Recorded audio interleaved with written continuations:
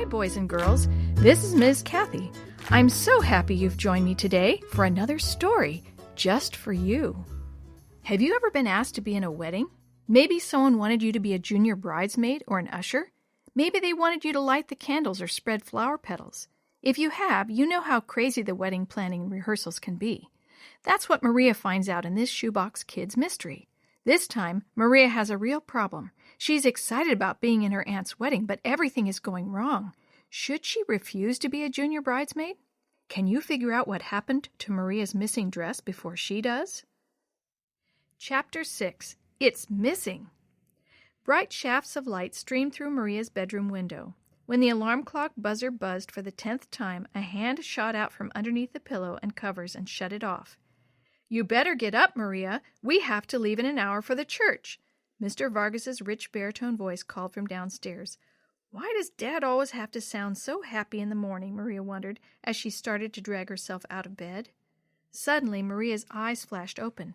Today is Aunt Angie's wedding day. She must be really happy, and I should be happy for her too. Somehow, this was the first time Maria thought about being happy for Angie instead of feeling sorry for herself. I really have been selfish, she decided. All at once, she was eager to go to the wedding. She flung the covers off and stood up. "Hey," she said out loud, "my neck doesn't hurt at all." Just to test it out, she tossed her black hair behind her shoulders with a flick of her head. After showering quickly, she dressed in a pair of nice jeans and a shirt. Before leaving her room to go downstairs to eat breakfast, she took the dress out of her closet and laid it on the bed. As usual, Mr. Vargas was pacing back and forth, waiting for everyone to get in the car so they could leave. He glanced at his watch and paced harder. "Maria! Yo-Yo! Chris!" he called upstairs. "Coming," Chris said. "I'm coming too," Yo-Yo announced as she lugged her doll Liberty and a pink suitcase full of doll clothes downstairs.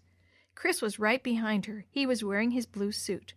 "What are you going to do with Liberty and all those clothes, Yo-Yo?" "Going to dress her up for the wedding," Yo-Yo said. Maria was carrying her dress. She went outside and got in the car with Yo-Yo and Chris.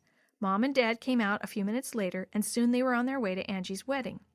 Mrs. Vargas started going through her checklist. "Everyone have their seatbelts fastened?" "Yes," Chris, Yo-Yo, and Maria said in unison. "Yo-Yo, did you bring your blue barrettes for me to put in your hair?" "Uh-huh." Mrs. Vargas turned her head to see Chris. "You certainly look nice, Chris." Maria felt sort of funny being the only one in the family who wasn't dressed up already, but Mom had said it would be a good idea to wait and get dressed at the church. That way nothing disastrous would happen to the dress before the wedding. Maria gazed out the window. Springtime was her favorite time of the year. It was warm outside. The trees and grass and flowers smelled pretty. Suddenly she was incredibly happy. "This is going to be the best wedding," she decided. "Angie and Ben are going to have a beautiful wedding, and I'm going to be part of it." When they drove into the church parking lot and got out, Mrs. Vargas noticed Maria's happy attitude. "You seem awfully happy all of a sudden, Maria," she said.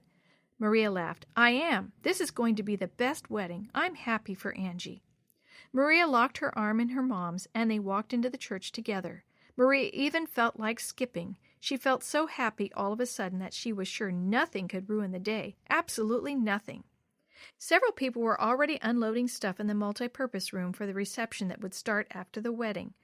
Mrs. Swartz, one of the deaconesses, came over and asked Mrs. Vargas if she could help cover tables and arrange centerpieces. "Hello, Maria," she said after a moment. "Hi, Mrs. Swartz." When Mrs. Swartz saw the dress, she drew in a deep breath and seemed to be genuinely admiring it. "Why, that is beautiful, Maria. I'm sure you look very pretty in it."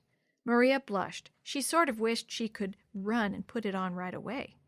"She's absolutely beautiful in it," Mrs. Vargas agreed, winking at Maria.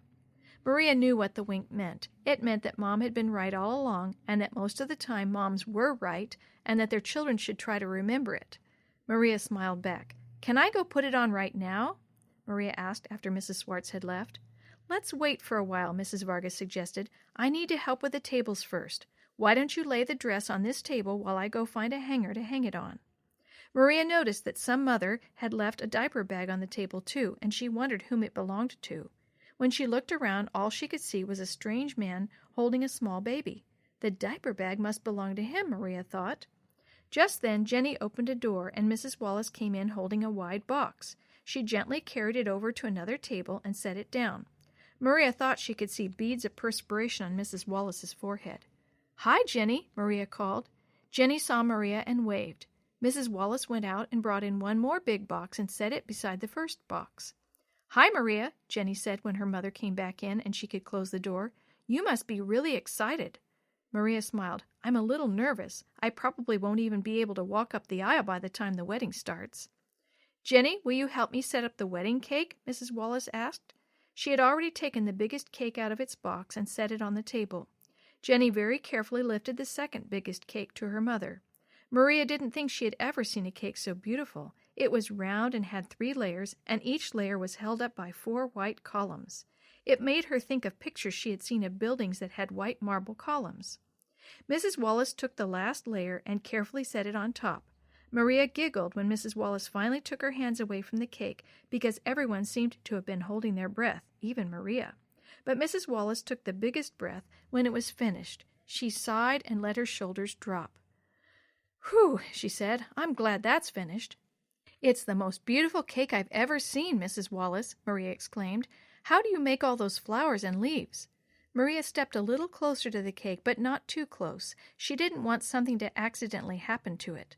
"Thank you, Maria. I must say it takes a lot of time and patience to make all those flowers." Mrs. Wallace started to explain how to make flowers out of frosting. First, you put a piece of wax paper on a little plastic stick with a platform on it. Then take a tube of frosting with a wide, thin tip on it. Twirl the stick. "Oh, no!" Maria's hand flew up to her mouth as she looked over Mrs. Wallace's shoulder. "Look!" The story you have heard today is a chapter of the Shoebox Kids, Book 6, The Wedding Dress Disaster, written by Eric Stoffel, edited and created by Jerry D. Thomas, and used with permission from the Pacific Press Publishing Association. If you're interested in any other books published by the Seventh-day Adventist Church, please visit AdventistBookCenter.com or call 1-800-765-6955.